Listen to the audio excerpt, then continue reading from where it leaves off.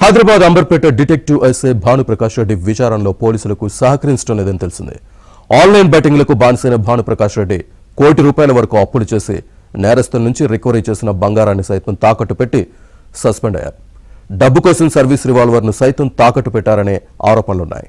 అయితే అది కనిపించకుండా పోయిందని చెప్తూ ఉండడంతో ఉన్నతాధికారులు తలలు పట్టుకుంటున్నారు. హైదరాబాద్ సిటీ కమిషనరేట్ చరిత్రలో ఎప్పుడూ ఇలాంటి ఘటన జరగలేదని చెబుతున్నారు.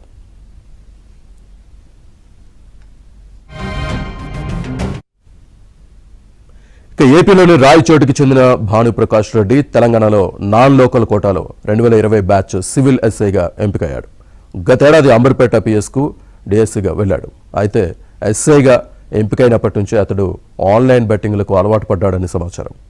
బెట్టింగ్లకు బానిసైన దొరికిన చోటల్లా అధిక వడ్డీలకు అప్పులు చేశాడు.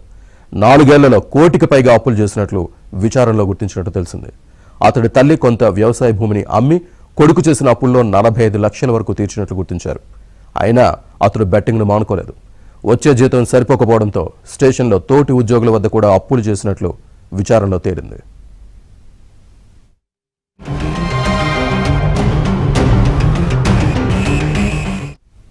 ఏపీలో నిర్వహించిన గ్రూప్ 2 పరీక్షలో ఉద్యోగం సాధించిన భానుప్రకాష్ ఎస్ఐ ఉద్యోగం నుంచి రిలీవ్లో భాగంగా సర్వీస్ రివాల్వర్ను అప్పగించాలని అధికారులు ఆదేశించడంతో అది కనిపించడం లేదని చెప్పాడు. దాంతో ఉన్నతాధికారులు ఆరా తీయడంతో ఆయన బెట్టింగ్ భాగోతం వెలుగులోకి వచ్చింది. బుల్లెట్లు తన వద్దే ఉన్నాయని చెప్పిన భానుప్రకాష్ రివాల్వర్ ఏమైందన్న విషయం మాత్రం చెప్పడం లేదని తెలిసింది.